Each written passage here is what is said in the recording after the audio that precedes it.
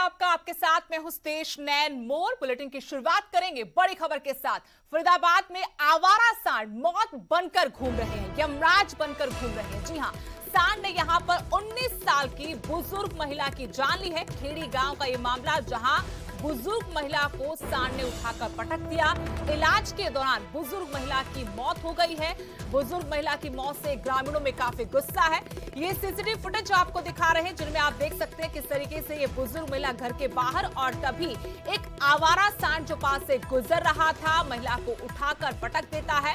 इसके बाद बुजुर्ग महिला काफी चोटिल हो जाती है। इलाज के लिए अस्पताल ले जाया गया, लेकिन अस्पताल में इलाज के दौरान उनकी मौत हो गई। भयावह तस्वीरें हैं और सच्चाई है, प्रशासन सरकार भले लाख दावे करे आवारा पशुओं से निपटने के, उनके इंतजाम के बावजूद इसके ऐसी घटनाएं अक्सर हरियाणा में देखने को सुनने को मिलती हैं। ये तस्वीरें फरीदाबाद की, जहां आवारा पशु कैसे यमराज बनकर गली गली सड़क सड़क घूम रहे हैं, उसकी बानगी है। एक बुजुर्ग महिला नजर आ रही, 90 वर्ष इनकी उम्र, और कैसे एक आवारा सांड ने इनको उठाकर पटक दिया। इलाज के दौरान इनकी मौत हो गई है।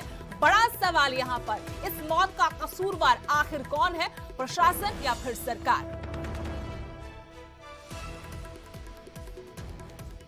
ये तस्वीरें आपको दिखा रहे हैं फरीदाबाद की, जहां आवारा सांड कैसे मौत बनकर घूम रहे हैं, उसकी बानगी। सांड ने 90 साल की बुजुर्ग महिला की जान ली है। दादी जी जो है वो घर के बाहर बैठी हुई थी और एक आवारा सांड जो है वो घूमता हुआ गली में आया और उसने हमारी दादी जी को जी वो सींगों पे रख के जो है वो पटक दिया जी नीचे, जिसके कारण उनके पेट में काफी चोट आई और उनका पेट फट गया उसके सींग लगने से। और जब तक हमने उनको हॉस्पिटलाइज कराया, ऑपरेशन भी कराया उनका, और इलाज के बाद, इलाज के दौरान ही उनकी मृत्यु हो गई अगले दिन। ये आवारा सांडों का इतना आतंक हो गया, हमारी ताई बैठी है, हमारी ताई उठा के पटक दी। इतना आतंक हो गया है सांडों का, सरकार ने आंख मीच रखी है। सरपंच ने कोई ध्यान नहीं दिया, ना सरकार कोई ध्यान दे रही है। ये आवारा ढूंढते हैं और रोज कोई न कोई दुर्घटना होती है इनसे, जो रास्ते मिल जाता है उसी को पटक देते हैं। ये अपने घर के बाहर खड़ी थी, जैसे सांड अमूमन गांव में रोटी लेने के लिए आता है ना, तो ऐसे आया हुआ था।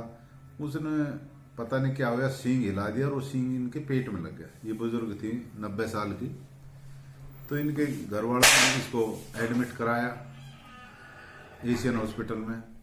अगले दिन इसकी डेथ हो गई। फरीदाबाद से मेरे से अनिल राठी जुड़े हैं और जानकारी लेंगे। अनिल, काफी भयावह ये हादसा यहाँ पर हुआ है, लेकिन इस मौत का कसूरवार क्यों, कौन किसे कहेंगे? क्योंकि लगातार ऐसे दावे किए जाते हैं आवारा पशुओं को नियंत्रित करने के, लेकिन ये दावे क्या है, इनकी सच्चाई अक्सर हम देखते हैं, चाहे गांव हो, शहर हो, सड़क गलियां, आवारा पशुओं का आतंक खत्म नहीं हो रहा। जी बिल्कुल सुदेश, देखिए आपको बता दें कि जिस तरीके से फरीदाबाद को अपने आप में जो है वो कैटल फ्री मुक्त होने का जो दावा जिला प्रशासन की तरफ से किया जा रहा है, वो बिल्कुल धक्का साबित दिखाई दे रहा है। क्योंकि लगातार जिस तरीके से देखिए कैटल फ्री का फरीदाबाद को, बल्कि विनिंग भी हो चुका है, अवार्ड भी कैटल फ्री का इसको मिल चुका है फरीदाबाद को, लेकिन इसके बावजूद भी तमाम वो सड़कें, तमाम वो गलियां, तमाम वो चौराहे फरीदाबाद के, जहां पर कि इस तरीके के आवारा पशु जो है वो लोगों के लिए काल बन के घूम रहे हैं। आए दिन इस तरीके के हादसे जो है वो सुदेश देखिए हर जगह देखने को मिलेंगे, चाहे फिर वो मोटरसाइकिल सवारों को चोट लगने की बात हो या फिर गाड़ी चालकों पे चोट लगने की बात हो। क्योंकि हर चौराहे और हर गली पे आज हमने जिस तरीके से रियलिटी भी चेक किया इस पूरे शहर का, लेकिन उसके बावजूद इसी तरीके का हालात जो है वो पूरे तरीके से था। और प्रशासन जो है वो अपनी आंखें मूंदे इस पूरे मामले पे बैठा हुआ है, क्योंकि प्रशासन हर बार दावे एक ही कहता है कि हमारे पास जो है वो फंडिंग की कमी है। क्योंकि पर्याप्त संसाधन यदि प्रशासन के पास बात करी जाए तो मात्र 2 या 3 गाड़ियां हैं जो कि इन आवारा पशुओं को पकड़ने के लिए होती है। तो उन गाड़ियों के सहारे से यदि हजारों की संख्या में आवारा पशु जिस तरीके से शहर में घूम रहे हैं लोगों के लिए काल बनकर, तो उनको पकड़ना संभव नहीं दिखाई दे रहा सुदेश जी।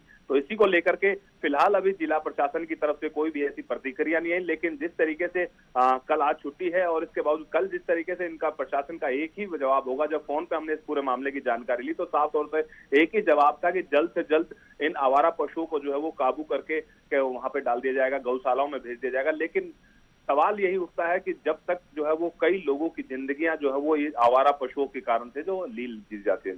जी शुक्रिया अनिल जानकारी के लिए। तो ये सच्चाई है, लगातार प्रशासन, सरकार दावे जरूर करते हैं आवारा पशुओं को लेकर, लेकिन आप देख सकते हैं कैसे ये आवारा पशु गलियों में, सड़कों पर यमराज बनकर घूम रहे हैं। तस्वीरें फरीदाबाद के खेड़ी गांव की, जहां एक 90 वर्षीय बुजुर्ग महिला को कैसे मौत के घाट उतार दिया एक आवारा सांड ने। हालांकि पुलिस तक मामला पहुंचा है। गांव वालों में काफी गुस्सा है सरकार प्रशासन के खिलाफ, जो दावे तमाम करते हैं कि आवारा पशुओं से निजात मिल चुकी है।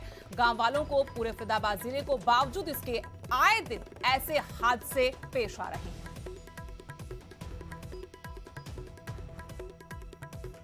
अब बड़ी खबर जींद से, जहां बीजेपी विधायक के एक बार फिर से बोल बिगड़ गए। बदमाशों से निपटने के लिए कृष्ण मिड्डा ने सलाह दी है। कहा, दुकानदारों को लठ रखने चाहिए, प्रशासन और सरकार के भरोसे नहीं बैठना चाहिए, दुकानदारों को खुद मजबूत होना पड़ेगा। जींद से बीजेपी के विधायक हैं कृष्ण मिड्डा। इससे पहले भी अपने बयान को लेकर सुर्खियों में रहे थे। अब एक बार फिर से बयान दिया है और इस बयान में उन्होंने दुकानदारों को सलाह दी है। कहा कि लठ रखने चाहिए, प्रशासन और सरकार के भरोसे नहीं बैठना चाहिए, दुकानदारों को खुद मजबूत होना पड़ेगा। बाजार में व्यापारियों को कृष्ण मिड्डा संबोधित कर रहे थे। बदमाशों ने एक दुकानदार से वसूली मांगी थी 10 लाख की रंगदारी को लेकर। दुकानदारों ने सरकार पर भी सवाल उठाए, लेकिन जिस तरीके से व्यापारियों दुकानदारों के बीच जब बीजेपी विधायक कृष्ण मिड्डा पहुंचे तो उन्होंने दुकानदारों को लठ रखने की सलाह दी और कहा कि खुद मजबूत होना होगा, प्रशासन सरकार के भरोसे नहीं बैठना चाहिए। इससे पहले जब पानी निकासी की समस्या को लेकर जींद के लोगों में गुस्सा था, उस वक्त उन्होंने स्थानीय अधिकारियों की तुलना आतंकवादियों से की थी। कहा था कि इनसे ज्यादा अच्छे तो आतंकवादी होते हैं जो हमला करने के बाद जिम्मेवारी तो कम से कम लेते हैं। उस बयान को लेकर भी काफी विवाद हुआ था। उनकी अपनी सरकार विरोधियों के निशाने पर आ गई थी। एक बार फिर से जींद में सुरक्षा को लेकर जब वो दुकानदारों को लठ रखने की सलाह दे रहे थे तो उन्होंने कहा, प्रशासन और सरकार के भरोसे नहीं बैठना चाहिए। अपनी दुकान में एक एक लठ रख लो, गिल की लठ पे कुछ तो हमने भी करना पड़ेगा। हम सारा का सारा प्रशासन के लेवल पे छोड़ दें, सारा सरकार के लेवल पे छोड़ दें, ये भी गलत है। थोड़ी बहुत मजबूती तो हम लोगों को भी रखनी पड़ेगी। हमें धंधा करना है, हमें दुकानदारी करनी। जींद से मेरे सहयोगी विजेंद्र कुमार जुड़े हैं और जानकारी उनसे लेंगे। विजेंद्र, इससे पहले भी अपने बयानों को लेकर सुर्खियों में रहे थे, आपके पास आएंगे विजेंद्र, लेकिन इस वक्त विधायक जी हमारे साथ जुड़ गए हैं कृष्ण मिड्डा जी। कृष्ण मिड्डा जी, बहुत बहुत स्वागत है न्यूज़ 18 पर आपका। जी जी नमस्कार जी, जय माता दी जी। कृष्ण मिड्डा जी, आपका बयान हम दर्शकों को सुना रहे थे जिसमें आप दुकानदारों को लठ रखने की सलाह दे रहे हैं, ऐसी नौबत क्यों आ गई? नहीं, प्रशासन देखिए अपना काम कर रहा है, सरकार अपना काम अच्छे ढंग से कर रही है, लेकिन मैंने व्यापारियों को ये कहा कि आप लोग भी अपने पास में लठ रखें, क्योंकि बहुत से लोग आकर धमकाते हैं, कुछ गुंडागर्दी करते हैं, तो हर बात तो आप नहीं किसी को कह पाते ना। आपको मजबूत होकर खड़ा होना पड़ेगा। जब तक व्यापारी खुद मजबूत नहीं होगा, अब हर बात के लिए आप प्रशासन को जब तक करेंगे तब तक गुंडा आदमी गुंडागर्दी करके भाग जाता है। लेकिन तो कृष्ण थोड़ा मिड्डा जी, मजबूत तो आम व्यक्ति को भी होना ये पड़ेगा। जिम्मेदारी तो सरकार की, प्रशासन की है कि ऐसा माहौल बनाया जाए कि किसी को डर हो ही ना, और बदमाशों में उसका डर हो, पुलिस का, खाकी का, कानून का। ऐसा क्यों नहीं कर पाई सरकार? सरकार अपना काम कर रही है और सरकार ने एक व्यक्ति को पकड़ भी लिया है। प्रशासन अच्छे ढंग से अपना काम कर रहा है, लेकिन थोड़ा सा मजबूत तो स्वयं को भी होना पड़ेगा।